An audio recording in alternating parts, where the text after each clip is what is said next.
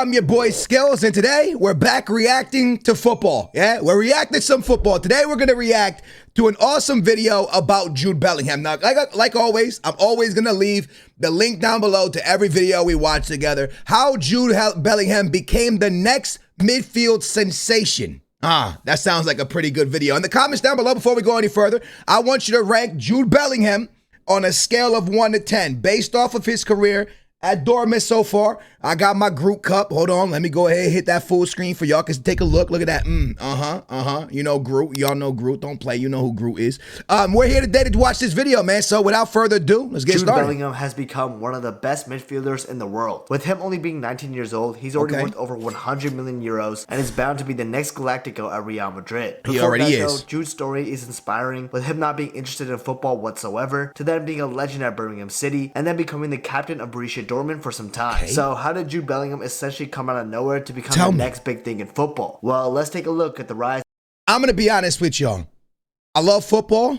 I live, breathe everything football, right? But the truth is, Jude Bellingham kind of came out of nowhere for me.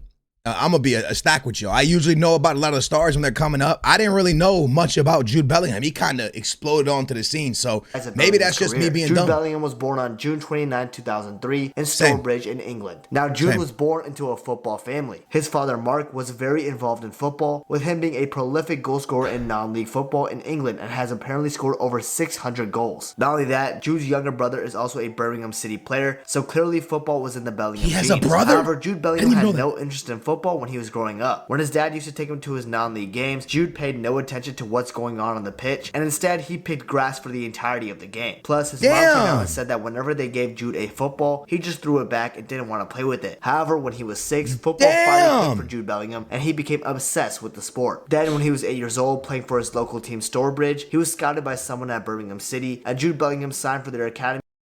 What year did you start playing ball?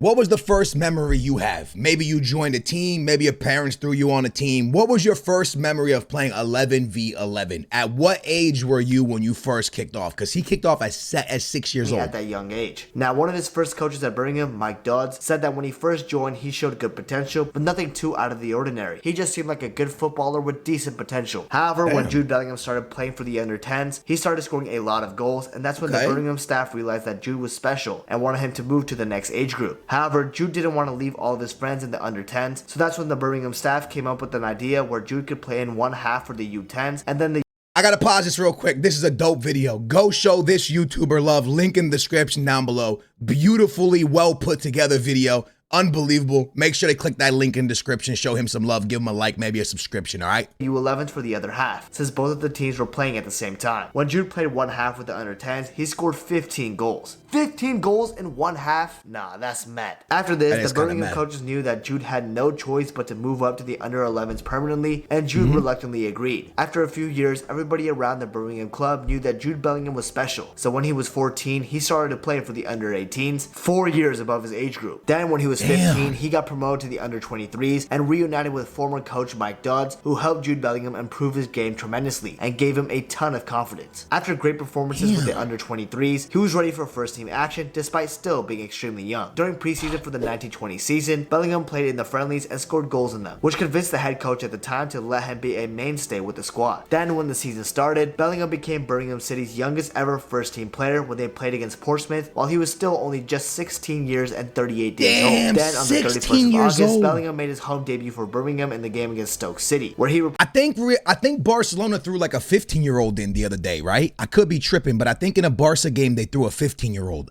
Maybe I got the age wrong, but imagine being 15, 16-year-old playing with professional players. Like, that's wild. Plays Jefferson Montero, who came off the pitch injured. Then when the game was tied 1-1, Jude Bellingham scored a late goal in the match, his first for Birmingham, which gave the club 3 points on the day. And this made Jude Bellingham's youngest ever goal scorer at just 16 years and 63 days old. Then throughout the season, he was making mainly substitute appearances for Birmingham, but he still managed to win the EFL Young Player of the Month award for November 2019. When the winter transfer window came around, Manchester United became aware of the young English prodigy and put in a £20 million offer. However, Birmingham apparently refused this, and Bellingham continued as a first-team regular. Then, by the end of the COVID-delayed season, Jude Bellingham managed to make 44 appearances.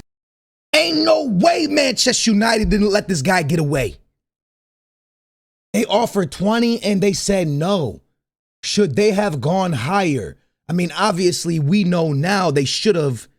But damn, Manchester United slipped like that. They could have had him before he went to Dortmund. I didn't know that. He got 4 goals and 2 assists. Now, obviously, these stats aren't that impressive, but if you look at this with the context of him only being 16 years old, these stats are pretty good. Also, with these stats, Jude Bellingham was named both Championship Apprentice of the Year and also EFL Young Player of the Season. Then it became obvious that Jude Bellingham was set to leave Birmingham City, with him being too talented to stay in the Championship. So that's when Birmingham retired his number 22 jersey, where a ton of people clown on that decision by Birmingham, including me. But honestly, in hindsight, this wasn't even that embarrassing of a gesture. Now, the transfer decision for Jude Bellingham.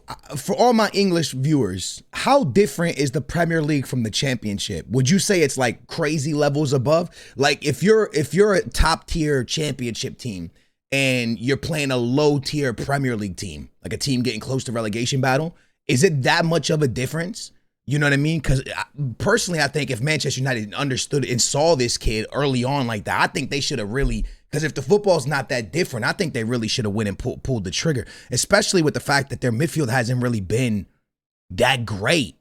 I mean, back at this, it hasn't really been that crazy. Bellingham came down to between Manchester United and Borussia Dortmund. However, Jude was impressed by Dortmund's record of including young players as regulars in the first team, especially players like Jadon Sancho, who's English as well. So that's when Jude Bellingham decided to join Borussia Dortmund for £25 million, making him the most expensive 17-year-old in history. Then against United lost him over DFB Pokal Cup at just 17 years and 77 days old, he scored the second goal in a 5-0 win, becoming the youngest goal scorer in the competition. Then 5 days later, when he made his Bundesliga debut, he assisted Reyna's opening goal in a 3-0 win over Mönchengladbach, and that helped him later be named the Bundesliga Rookie of the Month for September. Bellingham also made his Champions League debut in the same month, making him the youngest Englishman to start a Champions League match, breaking Phil Foden's record. Throughout the 2021 season, Bellingham was becoming a regular in all competitions for Borussia Dortmund. Then in the first away leg against Man City in the Champions League quarterfinals, he showed that he could be a big game player as he assisted Marco Reus in the match. Then in the second leg, Bellingham scored his first Champions League goal early in the match, but Dortmund still got knocked out by Manchester City at the end of the day. Then against Stuttgart, Jude Bellingham finally got his first goal for Dortmund in the Bundesliga in a 3-2 win. And he also started against RB Leipzig in the Pokal Cup final, where Dortmund won 4-1, helping Bellingham win his first ever trophy as a professional. Tottenham cannot relate, sadly. They just don't win trophies over there. Anyways, overall...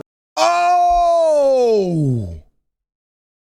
I like the dig, but that was unnecessary.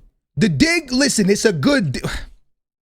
10 out of 10 shots fired. I like it. I'm not going to lie, but it's just unnecessary, I think, bro. This season, Bellingham got 4 goals and 4 assists in 46 games in his first season at Dortmund. Not bad. Also, after the 2021... The truth is, though, when you're a box-to-box midfielder, the thing is, in modern football, all we do is look at GA, goals and assists. But the truth is, when you go look at the stats of Modric, they're not going to be incredible. If you go look at the stats of even Xavi and Iniesta, right? Their stats weren't the craziest thing in the world every single season, because you're Xavi and Iniesta were kind of more up the field, but like the Toni Krooses and the Modric's and, you know, the box to box guys, man, your stats are not always going to be that crazy. You know what I mean? It's more about how they imagine if football was like hockey, where you had the assist of the assist. I'm not saying they should do this, but like if they had the assist of the assist, right? So like the person who passes before the assist happens, Modric would have hell of those, and Xavi and crazy. And Jude Bellingham probably have a lot of those, because it's more about the way they control the ball, the build up. So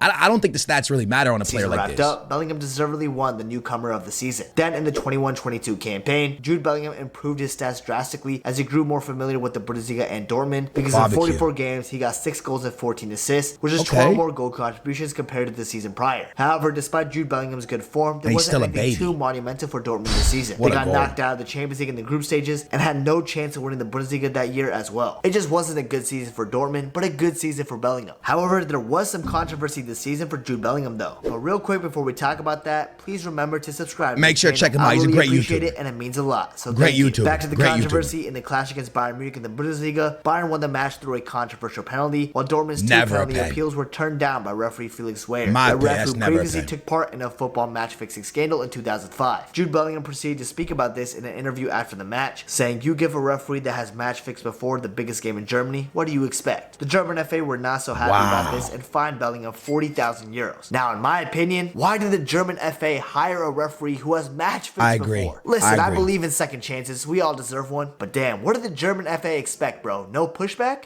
But to put him in like an important game like that, you know what I mean? I think you got to work your way back Bellingham into a was going spot to like speak that. about that incident if there were some controversial calls. Now, although Bellingham was punished, he didn't stop speaking about referees, because fast forward to the next season in the Champions League, Chelsea got a controversial penalty and won the game off of that. Bellingham spoke about the incident after the match, but this time he decided to stay more quiet, saying he'd get in trouble if he spoke about it. He pulled a Jose Mourinho. I agree with him about that game. I remember that game. Anyways, back to the past. These great performances by Jude Bellingham had Southgate noticing, and that's when the England manager called him up for the 2022 World Cup while he was still only 19 years old. Not only that, Bellingham impressed at the World Cup as well, with him getting the opening goal against Iran in England's first World Cup game at the tournament. What a way to get your first international goal for your country. Anyways, this goal for Bellingham made him the second youngest scorer for England at the World Cup. Bellingham just can't stop making history. Also, in the round of 16 game against Senegal, Bellingham made a brilliant assist to Jordan Henderson as England went on to beat the African side 3-0. That is an ugly England jersey, man. With all due respect, England's always had beautiful jerseys. Their red one they rocked back in the day. This was not it. I don't know. Nike makes their kits, right? I don't know what Nike was thinking, but this jersey's not it, Chief. I don't know. That thing is, England disappointed at the World Cup, what are we doing? Bellingham became a key member of the squad as he started every single game for them when he was just only 19, like I said before. Now let's go to the 22-23 season for Jude Bellingham. Overall, he managed to get 14 goals and 7 assists in 42 games, which is an improvement of 1 goal contribution compared to the season prior. That's not the craziest part though, because in the season, he captained Dortmund several times, showing he had superior leadership capabilities despite his young age. Now going to Dortmund overall, they were ready to make history by finally winning the Bundesliga after Bayern choked Leipzig late on in the season. All Dortmund needed to do was beat Mainz. However, they fumbled the bag, going down by 2 goals early and only managed to come back and get a draw. All while this happened, Jamal Musiala, an ex-England teammate of Jude Bellingham, got the winner in Bayern Munich's game against Köln, and Bayern went on to win the league on goal difference. This was Jude Bellingham's last chance at winning the Bundesliga with Borussia Dortmund, but Dortmund did what they do best, which is sadly bottling it. Now speaking about Jude Bellingham's plans after Dortmund, it's clear as day that he's going to be leaving them very soon at the time of me recording this. However, a lot of football fans, including me, believe that Jude Bellingham was bound to join Liverpool. However, with Liverpool failing to clinch Champions League football, this means that they have to do a very big rebuild and get a ton of players in. We know where he thinks that it would be a very bad idea spending a lot of the money on Jude Bellingham, so Liverpool have pulled out of the race. Now Real Madrid have taken over and are the clear favorites to sign Jude Bellingham, and in my eyes, it's practically a done deal. It seems that Bellingham is going to be the new Galactico for Madrid, and I don't blame him for making this move, because Real Madrid is... This was a great video. All right, we'll stop there because we know what happened now. In my honest opinion, I think Madrid always had the best shot at him because, and Liverpool's an amazing team, by the way. I just think Real Madrid had such a big shot because, man, Madrid's just so good at pooling talent, man. They're so, like, whenever there's a player that has a lot of hype to them, like Jude has, they usually get their hands on him, man. They have that type of pool. Now, do Liverpool have that chance? Of course they do. But the type of money Madrid has, plus the pool they have, I think he was always maybe going to go there, man. But, dude, I can't wait to see him play for Madrid. Again, he's a player. I don't even want to act like my ball knowledge is the best in the world. And I knew, listen, at the end of the day, I didn't really know much about him. He came onto the scene, he exploded onto the scene so quickly, and then when he got to Dortmund, that's when I found out about him. And the dude's incredible, man. I cannot wait to see what he does with Manchester United. What? Bro, what are you talking about, man? Him, Vinny, and potentially Mbappe soon. That's going to be absolutely awesome. Let me know in the comments down below, man. Rate this kid, man. Do you guys think he's the next best England talent? Do you think he is going to be the best English player? Or do you think Phil Foden will be that? Who do you think will be the best English player? Let me know down below. Hope you guys enjoy. Remember this video, link in the description down below to the original. If you guys want to go watch that, show some love to the awesome YouTuber we just watched. Appreciate you guys watching this reaction with me. It's my boy Double 8 on Skills. I love y'all, and I will catch you guys back here tomorrow for another reaction. Y'all be safe.